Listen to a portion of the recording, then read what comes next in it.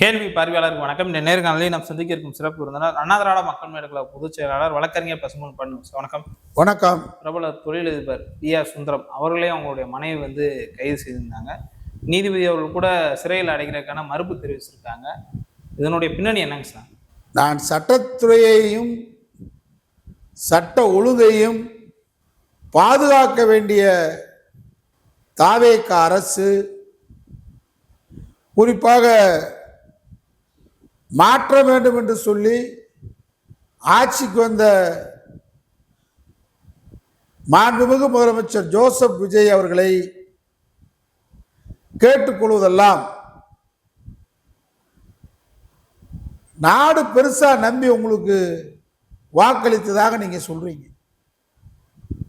திமுக, அண்ணா திமுக போன்ற மிகப்பெரிய 75 ஆண்டுகால 50 ஆண்டுகால கட்சியெல்லாம் தூக்கி எறிஞ்சிட்டு எங்களுக்கு பெரும்பான்மை மக்கள் வாக்களிச்சிருக்காங்கன்னு சொல்றீங்க. நான் அதையும் மறுக்கலை. உங்க வாதப்படி 1,75,00,000 வாக்கு வாங்கியிருக்கீங்க. 75 லட்சம் பேர் உங்க ஜென்சி, உங்க ரசிகர்னாலும் 1 கோடி பேர் மாற்ற வேண்டும் சொல்லி உங்களுக்கு வாக்கு போட்டதா ஒத்துக்குருவோம். எங்களுக்கு என்னைய போன்றவர்களுக்கு இவிஎம் இயந்திரம் தான். இவிஎம் இயந்திரத்தால் தான் நீங்கள் இன்றைக்கு ஆட்சி கட்டில் இருக்குன்னு நான் சொல்றேன். ஆனா வாதத்துக்கு ஒத்துக்குருவோம். ஆனா ஆட்சிக்கு வந்த நாள்ல இருந்து இன்னைக்கு கூட 90 நாள் நெருக்க போகுது.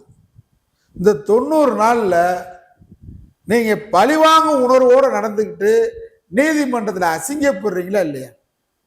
நீதிமன்றத்தில் காவல்துறையை கையில் வைத்திருக்கக்கூடிய ஜோசப் விஜய் ஒவ்வொரு நாளும் நீங்க சொன்னீங்க திமுக ஆட்சியை பார்த்து கரூர் வழக்கில் நீதிமன்றம் நங்கு நங்கு நங்குன்னு உங்களை கொட்டுச்சிருந்து, இப்ப தினசரி உங்களை நங்கு நங்கு நங்குன்னு கொட்டுதே நீதிமன்றம். கேவலமா தெரியலையா?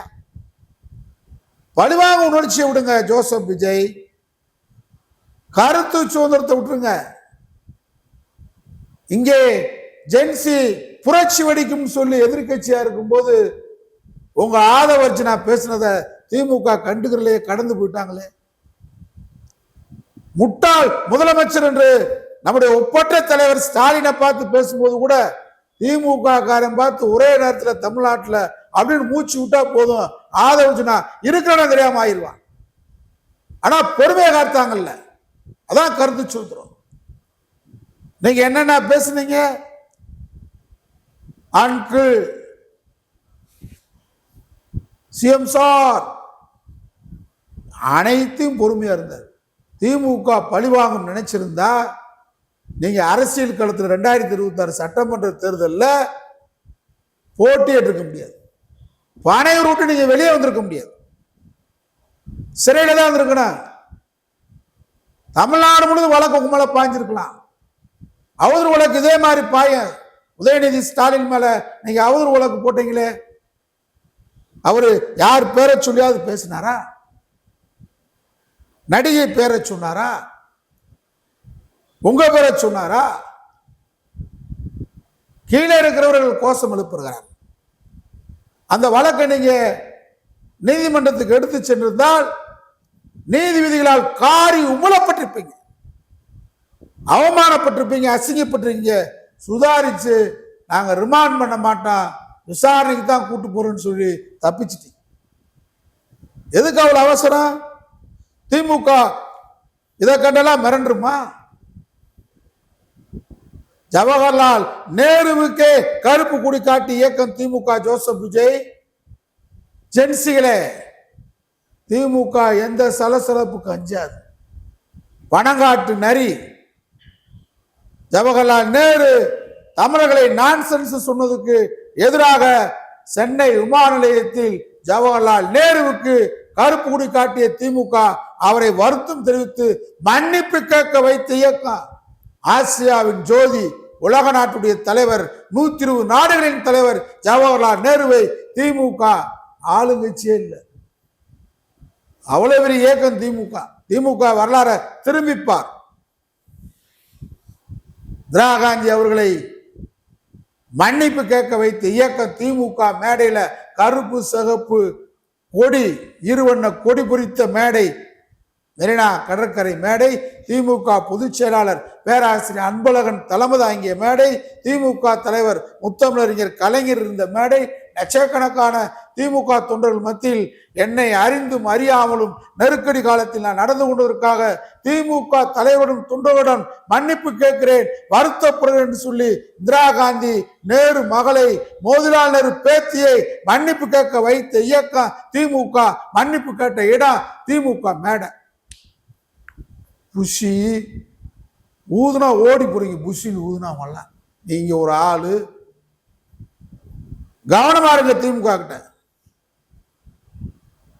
என்ன வழக்கு போடுறீங்க? வட மாநிலம் பூரா அமித்ஷாண்டா பயப்படுவான்.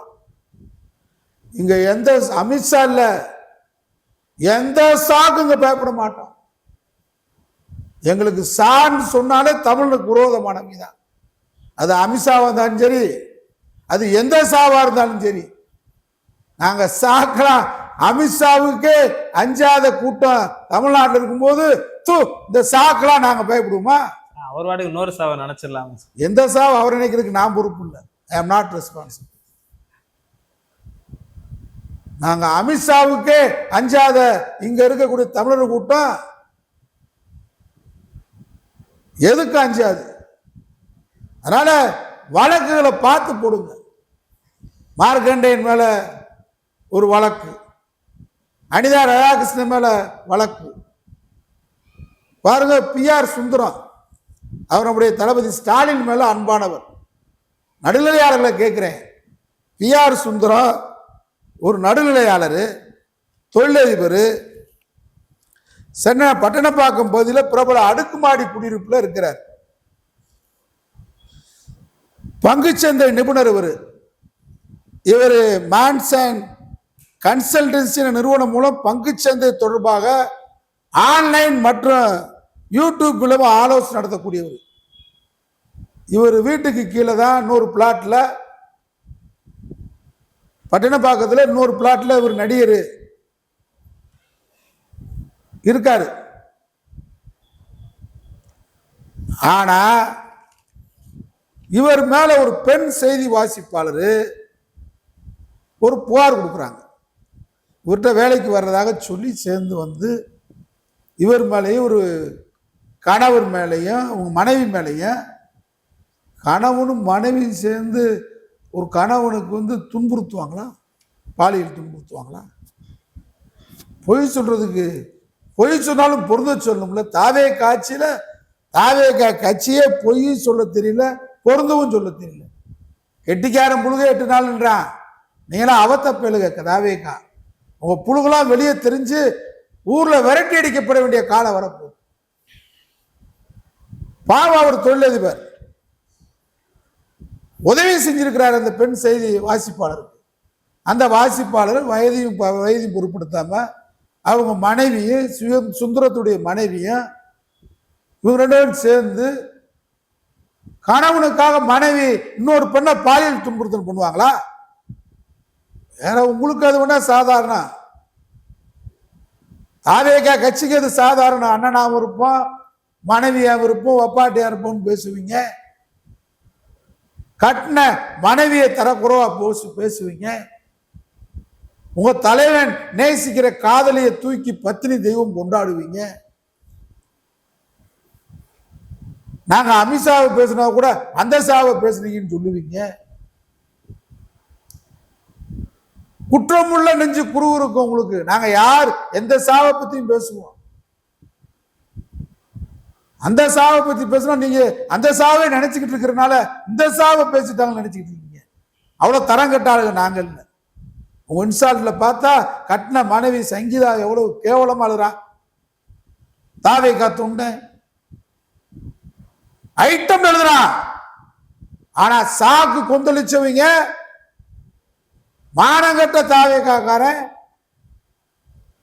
உதயநிதி பேசிட்டாருன்னு சொல்லி நீயா ஒரு கற்பனையா ஒரு வாதத்தை கிளப்பி நாடு முழுவதும் ஆர்ப்பாட்டம் பண்ண தாவேக்காரனை கேட்கிறேன். கட்டின மனைவிய ஐட்டம் போட்டீங்களாடா, அது ஒரு தலைவர் ரசிச்சாரு. இது ஒரு கட்சியா, இது ஒரு கொள்கை கட்சியா, இது ஒரு கலாச்சாரம். அது மாதிரியா சுந்தரம்? அவர் என்ன தப்பு பண்ணாரு? தேர்தல் நேரத்தில் இவர் வீட்டுக்கு கீழே சுந்தரா வீட்டுக்குள்ள இவர் இருக்காரு. அவர் கட்சி தொடங்கினதுக்கு பின்னாடி எக்ஸ்தல பதிவில் கடந்த பிப்ரவரி 6ஆம் தேதி ஒவ்வொரு வீட்டிலும் ஒரு விஜய் அப்படின்னு போட்டாங்க. அப்ப இவர் போட்டாரு. அப்போ ஒவ்வொரு பக்கத்து வீட்டிலும் ஒரு கேள்விக்குறி போட்டார். என்ன, ஒவ்வொரு வீட்டிலும் ஒரு விஜய் இருப்பாருன்னு சொல்லிட்டார். சுந்தரம் செஞ்ச தப்பு இதுதான். இதுக்கு பழி வாங்குறாரு. பழிவாங்க உணர்வு இருந்தால் ஆட்சிக்கு வந்து 90 நாள்ல இன்னும் நீங்க முளையே விடல, அதுக்குள்ள உங்களுக்கு பழி வாங்க உணர்வா? அவர் என்ன இப்ப தப்பா போட்டுட்டான்னு கேட்கிறேன். எதுக்கு அவர் இந்த செய்தி வாசிப்பாளர் அனுப்பிச்சு விட்டு இவ்வளவு பழி வாங்குறீங்க? அவர் என்ன போட்டாரு, ஒவ்வொரு வீட்டிலும் ஒரு விஜய்னு போட்டாரு. அப்ப ஒவ்வொரு பக்கத்து வீட்டிலும் ஒரு அப்படின்னா என்ன தப்புது? நீ 1000 ஃபுல்லா பண்ணிக்கிட்டு கேள்விக்குறிக்கு நீ 1000 போடலாம். அவர் பதில் போடல. இதான் அவர் மேல இருந்த கோபம். இன்னொன்னு போட்டாரு, நடிகரை விவாகரத்து செய்தால் எதுவும் கிடைக்காது, ஆனால் அவரை முதலமைச்சராக்கினால் ரூபாய் 2500 கிடைக்கும். இதான் போட்டாரு. இதுக்கு பழிவாங்க உணர்வோட பிரபல தொழிலதிபர் நம்முடைய தளபதி மு.க. ஸ்டாலினுக்கு அறிமுகமானவர், அவர் மேல அன்பா இருக்கக்கூடியவர். அதற்காக அவர் மனைவிய அவருடைய சுந்தரத்தை விரட்டு இந்த காவல்துறையை வச்சு நாட்டில் கற்பழிப்பு நடக்குது, கஞ்சாவா நடக்குது. எங்கு பார்த்தாலும் வர்றான், வெளிநாட்டிலேருந்து வர்றான். தாவே காட்சி தான் டிசைன் நடக்குது. முன்னாடி மனைவியை வெட்டுவான்னு கேள்விப்பட்டான். இப்போ மனைவியை பெற்ற ஆத்தாளையும் வெட்டுறான், மாமியாவை வெட்டுறான், அம்மாவை வெட்டுறான், மனைவி வெட்டுறான், பெத்த தாயை வெட்டுறான். நடந்துகிட்டு இருக்க தாவே காட்சியில இதுவரைக்கும் கொலை நடந்துச்சு. இப்படி டிசைனா நடக்கல. இதெல்லாம் கண்டுபிடிக்கிறதுக்கு துப்பற்ற காவல்துறை, வக்கற்ற காவல்துறை, காவல்துறை கையில் வச்சிருக்கிற விஜய், பிஆர் சுந்தரம் ஒரு தொழிலதிபர். உங்க வீட்டுக்கு பட்டினப்பாக்கம் வீட்டில் உங்களுக்கு சொந்தமான வீட்டுக்கு மாடியில் இருக்கிறாரு. அவர் இந்த பதிவு போட்டான்றதுக்காக ஆட்சிக்கு வந்தோடனே காவல்துறையை கையில் வைத்துக் கொண்டு அவரை விரட்டு வெட்டி பெங்களூர்ல போய் காவல்துறை கைது செய்து ஓடிடுவாரா? நீதித்துறை இன்னைக்கு சரியாக இயங்குகிற காரணத்தால் இந்த வழக்கில் பொய்த்தன்மை இருக்குன்னு சொல்லிட்டு ரிமாண்ட் பண்ண மாட்டேன்னு சொல்லிட்டாங்க பிஆர் சுந்தரத்தை அவர் மனைவிய. இதை விட தாவே அரசுக்கு, முதலமைச்சருக்கு, சட்ட ஒழுங்கை பாதுகாக்க வேண்டிய முதலமைச்சர், காவல்துறை கையில் இருக்க முதலமைச்சருக்கு இதை விட கேவலம், இதை விட குட்டு, இதை விட நங்குன்னு குட்டு நீதிமன்றம் என்ன கொடுக்கும்? கவனமா செயல்படும் விஜய். தூக்கம் அலைவீங்க. உதயநிதியை ஒரு நாளாவது சிறையில் அடைக்க நினைச்சீங்க. உங்களால முடியுமா? நடந்துச்சா? மாறாக என்ன நடந்துச்சு? மிகப்பெரிய எழுச்சி. 12 மணி நேரம் ரோடு ஷோ நடத்திட்டார் கார்லயே. இலவசமா உதயநிதி ஸ்டாலின் என்ன பண்ணிட்டாரு? ரோடு ஷோ எழுச்சியோட. உங்களால தஞ்சாவூர் கொண்டு வர முடியல. நீங்க சொன்ன காவல் நிலையத்தில் கூட்டு விசாரிக்க முடியல. திணறி போயிட்டீங்க. நாடே அல்லோலப்பட்டது. அன்றைக்கு இலவசமாக ரோடு ஷோ நடத்திட்டாரு. 10 மணி நேரம் அலக்கழிக்க வேண்டிய அவசியம் என்ன? திருந்துங்க. வழிவாங்க உணர்ச்சியை குறைங்க. இன்னைக்கு தொழிலதிபர் சுந்தரத்துடைய ரிமாண்ட் பண்ண முடியாத சூழ்நிலை உங்களுக்கு ஏற்பட்டு, வன்கொடுமை சட்டம், பெண் வன்கொடுமை சட்டம் அவர் மேல பாஞ்சிருக்கு. நான் பெயிலபிள் செக்ஷன் அத்தனை, உதயநிதி மேல நான் பெயிலபிள் செக்ஷன், மார்க்கண்டே மேல நான் பெயிலபிள் செக்ஷன், அனிதா ராதாகிருஷ்ணன் நான் பெயிலபிள் செக்ஷன். என்ன நீங்க அள்ளிட்டு போறீங்க? கவனம் செலுத்துங்க. மாற்றம் சொல்லி மக்கள் வாக்களிச்சிருக்காங்க. அரிசி விலை கடுமையா ஏறிக்கு, மேகாதாட்டு அணை பிரச்சனை இருக்கு. இளைஞர்கள்லாம் உங்களை பெருசா வேலை இல்லாத இளைஞர்கள் நம்பிக்கிட்டு இருக்கிறான். இந்த சட்டசபையில் நல்ல அறிவிப்பு வரும், இந்த மானிய கோரிக்கைகளை எதிர்பார்க்கிறான். அதுல கூடுதல் கவனம் செலுத்துறதை விட்டுட்டு எக்ஸல பதிவு நம்மள பதிவிட்டா நீதிமன்றம் எங்களை போன்ற வழக்கறிஞர்களா இருக்கிறோம், எச்சரிக்கையா இருங்கன்றத நான் இந்த நேரத்தில் ஜோசப் எச்சரிக்கை கடமைப்பட்டேன். நன்றி சார். நன்றி.